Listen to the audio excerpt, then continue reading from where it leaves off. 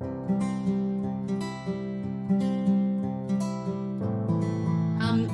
as we were introduced, my name's Aurora and I'm a Balgu woman from Western Australia. And I'd like to acknowledge the Whadjuk Noongar people whose land that I'm coming into you from today, and extend my respect to all the traditional owners of the lands on which you're based and we're meeting today. So I guess a little bit about where I work. So the Indigenous Knowledge Institute is a really new institute at the University of Melbourne. We were set up in March last year.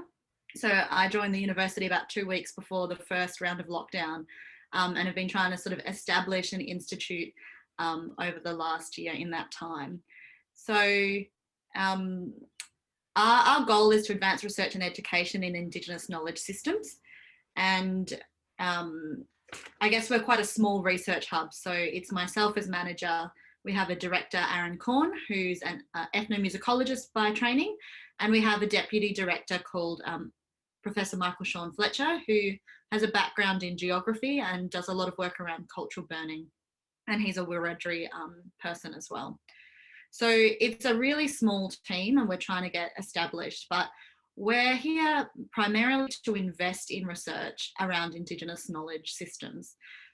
So that means looking at greater awareness, greater research around Indigenous languages, song cycles, cultural burning, like I mentioned, Indigenous nationhood and governance systems. So a whole range of areas that we're interested in.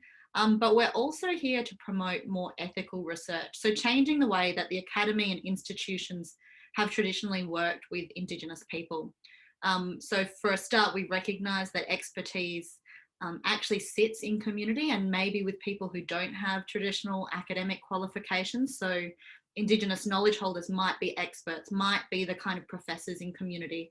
And that's who we want to hear from and want to centre in our research, rather than kind of researchers taking all this knowledge and kind of promoting their careers. We want to bring researchers as a kind of toolkit to work alongside and in partnership with Indigenous communities and Indigenous knowledge holders. So that's sort of those two pieces on here. The kind of, our focus is squarely on Indigenous knowledge, not just anything Indigenous, not just history, not just health outcomes, but the sort of specific knowledge systems that Indigenous people have. And then this focus on partnership as well. But the Institute has two other kind of founding principles, which is that we work in an interdisciplinary way and we're grounded in place. So in the local space, recognising that we operate on Wurundjeri land at the Parkville campus, but that we have this global reach and we're trying to bring together a network of different Indigenous knowledge systems in our work.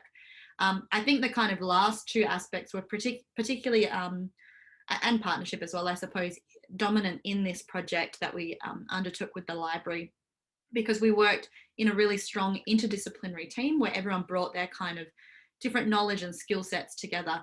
And we tried to make sure that the guide was something that looked at a whole range of global experiences and approaches to Indigenous knowledge research. So Ashley can introduce the library team and who worked on the project. Hi everyone, and before I do that, I'll just acknowledge that I am on the lands of the Wurundjeri and Bunurong people, and I pay my respects to their elders past, present and emerging. All right, so as part of this project that we embarked upon with the Indigenous Knowledges Institute, we had a group of librarians across all of our different areas. So we had to get the disciplinary knowledge from different areas, a group of liaison librarians. We also have data stewards who informed a lot of what we were doing. Obviously, research and collections are really important areas when we're looking at any sort of guide towards research, especially using Indigenous knowledges. And we also had input from our special collections and archives. So it was actually quite a large project team, and we just tried to divvy up work into smaller groups, and then we're able to come back together. Okay. So I guess that kind of leads us on to how the project got started. I think coming in from the Institute perspective, I reached out to the library to say, I feel like there's a gap where, you know, a lot of people come to me and ask, what does Indigenous knowledge mean? What is the Institute actually doing? And I think having some guidance around the foundational resources, where to get started as either a student or a researcher was missing. And so the library team had a similar goal. We have this aim here to develop a foundational resource for students, teachers and researchers to better engage with Indigenous knowledge and ethical practice. And I think the library was really keen, the library teams were really keen with this same purpose. How can we kind of fill this gap and provide better resources for people to engage with this content as the university moves in this space. So we started the project really early from joining, which was March 2020. And then the library team prioritised it as one of their major projects for the year. I also worked on a kind of taster piece for the library in their 23 Research Things blog series for the year. So if you haven't seen that, please go check it out. And the piece on Indigenous knowledge research, a bit of an introduction, was the most viewed piece in that series this year. So it had 880 views. And I think that shows that there's a real interest and desire to learn more about Indigenous knowledge, and that's the research space specifically. So we kind of knew that there was interest and people who would want a resource like this. So I guess that's kind of how it started, and it worked as a real slow burn. So we worked in a very collaborative way. We used Teams primarily to communicate with one another. We divvied up work, as Ashley said, across different teams to produce sections of the guide, sort of thinking about what are the core topics we need covered. And so, you know, we developed curated resources, we developed some of the core questions that we should be answering.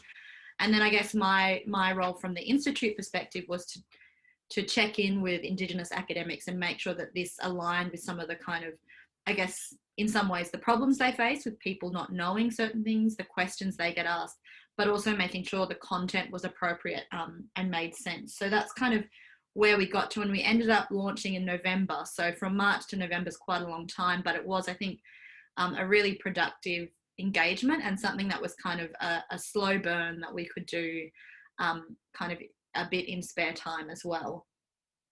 So this is what's covered in the guide, and definitely the links at the bottom when we can share these slides, so take a look at it. We cover off on basics of ethics and research principles, looking at research data, so how to manage data, but also questions around Indigenous data sovereignty and governance as well. So the guide kind of brings a mix together of political or philosophical questions that relate to Indigenous knowledge research, but also those real practical guidance. So where's the best practice guidelines? What are the sort of materials, databases and things that people use to solve these problems, so that we're bringing everything together in one place. We have a whole section on resources, which is both about how to select resources, how to bring Indigenous voice into your work. But we also worked on a Zotero library, which Ashley will talk about. And then we talk about some of that source critique around archival material and what it means to use those sources that were written from a colonial perspective. And I guess the final piece is around citation. So both how you cite different types of materials, because traditionally, I suppose, we've worked with in kind of Western research frameworks. You've worked with things like books and articles and publications, but what is that intangible knowledge or conversations with elders? How do you cite that and also appropriately recognise the expertise of knowledge holders? So that's kind of the core basis of the guide, and you can see a bit of a screenshot of what it looks like with the different headings here. And some of the materials that you can work with. So I'll pass over to Ashley to talk more about the Zotero Library. Okay, and one thing I will just also bring your attention to is that we didn't take the approach that often happens, which was, here's a problem, let's throw a LibGuide at it. It just happened to be hosted on the LibGuide system because that was a really sort of quick, expedient way, and with us all working from home during COVID, that was just kind of like the easiest way to get something up and running. Whether it will stay on the LibGuides platform is another question, because you know, we might look at moving it to a web platform later on. Okay, so our Zotero library that we set up is actually one of, I think, one of the more sort of innovative things that we've tried to do here. And it stemmed from a project that one of our colleagues started, and I'll acknowledge Ruth McConkey here from the University of Melbourne as well. And she'd been working with some students at the Willan Centre and putting together a shared Zotero library. And it's not just about sharing resources together, but also as ways to try and acknowledge language groups and the rights holders for the knowledge that might be referenced in any of these particular publications. And this is part of sort of the principles that we're really trying to achieve through this, because we wanted this to be sort of like a community-led sort of project with, you know, starting with our sort of community of Indigenous researchers at the University of Melbourne. We want it to be open and a shareable resource, and our Zotero library is actually open. There is a link on the bottom of the slide, and you're welcome to go and join us in that. And we've got a number of different applications for it. So through, you know, obviously for research, having a shared library to curate a whole lot of resources that really foreground Indigenous knowledges is a very valuable resource. It's also something we can use to try and encourage citation of Indigenous authors as well, and being used as pathways for people to find and engage with Indigenous knowledges research as well. We're also hoping eventually to sort of tie in with our teaching and learning programs as well, because again, this could be a really powerful resource for lecturers who are wanting to incorporate Indigenous knowledge into curriculum. And often if people haven't had a lot of experience doing that before, you know, having a set of really well curated and very well acknowledged and labelled resources is something that's going to be, I think, very valuable. And again, it just gives students as well pathways into finding and engaging with all of these different voices in research, which I think is incredibly important. So the core group of references that are in the library were contributed by our liaison librarians plus Aurora, and through recommendations that she passed on from other researchers. We've made sure that we've got representative publications for all of the Indigenous researchers that we list in the guide from the University of Melbourne and beyond. And we also, our project team, it turns out that a lot of people had already started curating lists of Indigenous research as well. So we had quite a good sort of core group of publications to start with. And this is something that is evolving. So I'll talk a bit more about that in just a sec. So if we go on to the next bit. So I mentioned before that one of the things we wanted to do was to sort of model ethical acknowledgement of Indigenous knowledge in research. And so what we decided to do was we used the language field that's already built into Zotero, and also the rights fields, to record language codes. What we decided to do was use the AUSTLANG codes for Australian Indigenous research. And what we did there was looked at the authors. So where we've got Indigenous authors, we have looked at publicly available information on them and which groups that they identify with, and we've recorded that information in the language field. And where possible, we've also tried to identify who the rights holders of any knowledge that is referred to in the publications, who they might be. And through that, most of the information for that was in the publications themselves, but sometimes that involved a bit of detective work as well.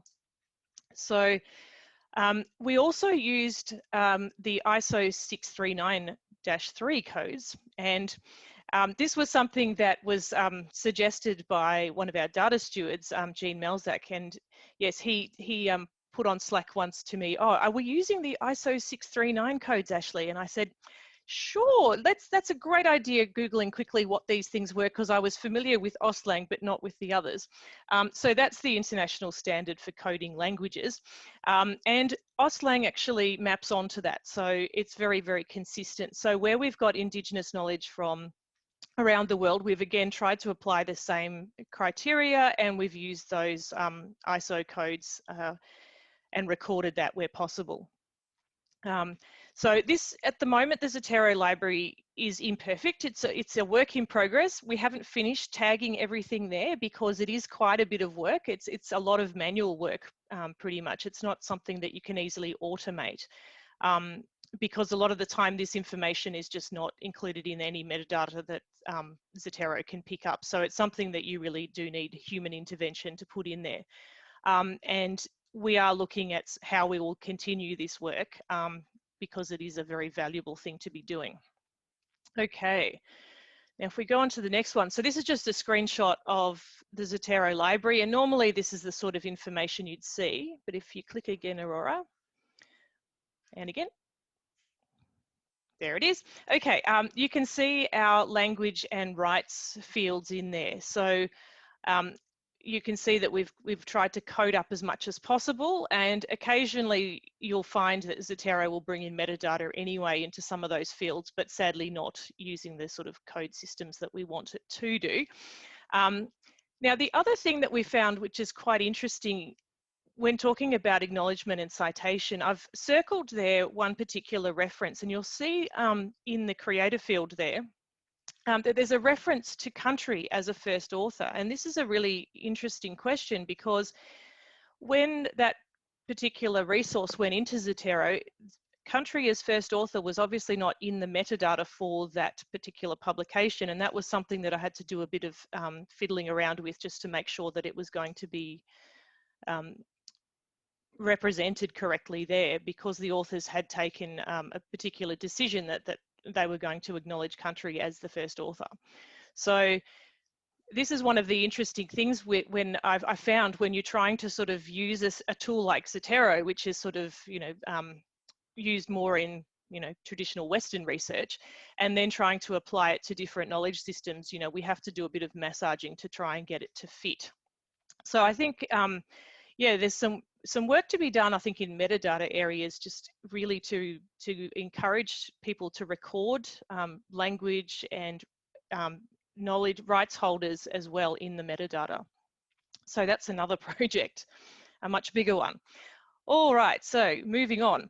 What are we doing next, and what did we learn? So we launched, as Aurora said, in November, and we mostly promoted that to our community. I've just put a couple of representative social media things up there. It got quite a bit of attention on Twitter, which was good. The university picked it up on all of their channels and then promoted it also through LinkedIn as well, which was good.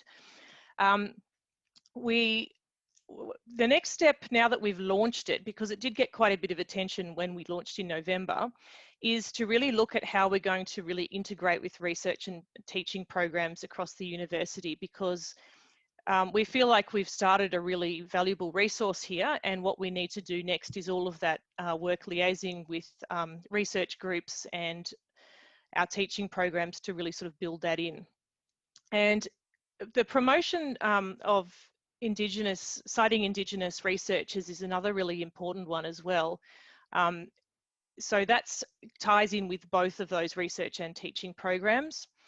We're going to need to do quite a bit of work on how we're going to manage the shared Zotero library as we move forward, because it is open, so anybody can contribute. So you're all welcome to contribute, and I would ask you to please, if you are going to contribute, have a go at acknowledging the language and the rights holders, if you can find that information. But we'll need to sort of think about how we'll manage this going into the future.